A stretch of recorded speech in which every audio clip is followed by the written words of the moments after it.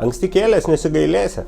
Ši lietuvių liaudies patarlė galbūt ir nelabai tinka, kalbant apie antrasis Šilo rungtynės Latvijos sostinėje. Tačiau, nepaisant to, kad buvo patirtas pralaimėjimas prieš Rygos Metą rezultatu 1-3, rungtynės tikrai buvo naudingos tiek treneriams, tiek žaidėjams.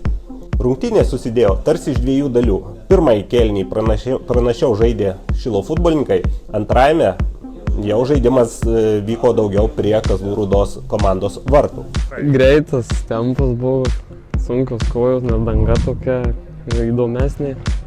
Nežinau, turėjom daug progų, neįmušėm, jie irgi turėjo kelias, bet manau, turėjom pirmą kėlinį laimėti.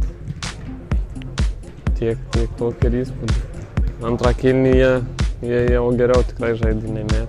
Gali būt, kad biškį gal buvo tokių jėgėlių, mažiau jėgėlių, bet paskui įsivažiavom ir manau, tikrai pirmą kėlinį tikrai geriau žaidė nei jie. Buvo pastabėlių tokių smulkių ir buvo tokių biškį.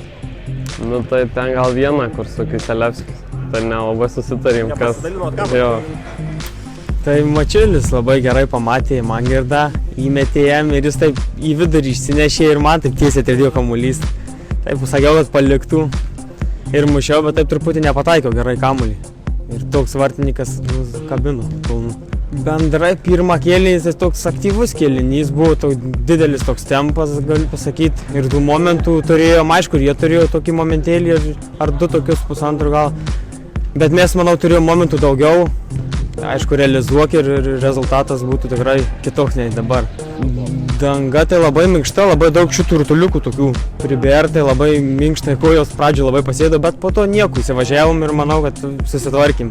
Šiandien du momentai neišnaudoti tokie geri, tai paliksim kitam kartui. Visai neblogai, manau, galbūt dar reikėtų šiek tiek laiko, kad daugiau pajaus, bet manau visai neblogai.